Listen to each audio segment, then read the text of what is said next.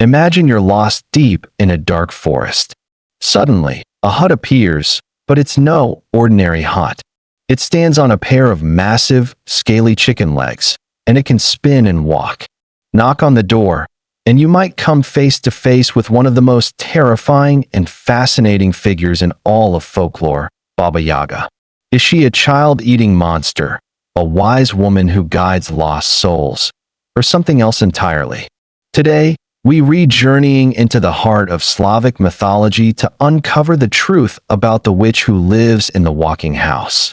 Welcome back to Timeless Europe, where we explore the continent's most captivating stories and legends. From the windswept steppes of Russia to the dense forests of Poland, the tale of Baba Yaga has been told for centuries, a story whispered around firesides to frighten children and caution adults. But she's far more complex than a simple villain. To truly understand her, we first need to look at her unforgettable appearance and her even more remarkable home. Baba Yaga is often described as a grotesque and fearsome old woman. Her nose is so long it touches the ceiling when she sleeps. Her teeth are made of iron, and she has a bony leg, a physical trait that sometimes hints at her connection to the world of the dead. She travels not on a broomstick, but in a giant mortar, using the pestle as a rudder and sweeping away her tracks with a broom. This imagery isn't just for shock value. It's packed with ancient symbolism. The mortar and pestle are tools of transformation, used for grinding grain into flour, life from seed. It hints at her power over life, death, and change. And then there's her home, the famous izbushka, or hut on chicken legs. This isn't just a quirky architectural choice. The hut is a character in itself. It can run, spin, and only turns its door to those who know the correct magical incantation. Often, a hero must say something like, "Hut, hut, turn your back to the forest and your front to me." The house stands at the very edge of the world, a gateway between the land of the living and the other world. The fence surrounding it is made of human bones, topped with skulls whose eye sockets glow with an eerie light in the darkness. This isn't just a home. It's a living, breathing threshold to a supernatural realm, and Baba Yaga is its gatekeeper. So is she evil? It's not that simple. Baba Yaga's nature is famously ambiguous, a duality that makes her so compelling. She's a chaotic neutral figure, if you will. In some tales, she is an absolute monster. She kidnaps and eats children. Her house is a trap, and her only goal is to cause misery. Heroes who stumble upon her hut are often tested, and if they fail, they end up in her oven. She represents the untamed, dangerous wilderness and the primal fears of being lost and alone. But in other stories, she is a source of profound wisdom and magical aid. She is the keeper of ancient knowledge. If a hero approaches her with courage, respect, and a pure heart, she might help them. She can provide magical items like a self-guiding ball of yarn, a flying carpet, or a powerful sword. She tests the worthiness of those who seek her help, often by giving them impossible tasks. If they succeed, usually with the help of their own wits or some magical allies, Baba Yaga will reward them. This makes her a crucial figure in the hero's journey, a terrifying obstacle that, if overcome, leads to growth and success. She doesn't give help freely, it must be earned. Baba Yaga is rarely alone. She commands powerful and mysterious forces. Sometimes, she has 3 horsemen who serve her, a white rider representing day, a red rider for the sun, and a black rider for night. Their daily passage around her hut controls the cycle of time itself, showing her immense, almost godlike power. In other tales, she is served by a pair of disembodied hands that appear out of thin air to do her bidding, adding to the surreal and unnerving atmosphere of her domain. These servants aren't just helpers. They are extensions of her dominion over the fundamental forces of nature and the supernatural world.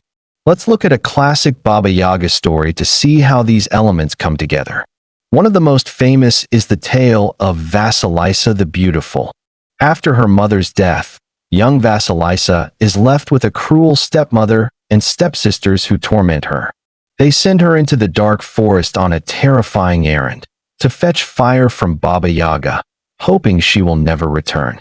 Clutching a small magic doll her mother gave her, Vasilisa journeys to the fearsome hut.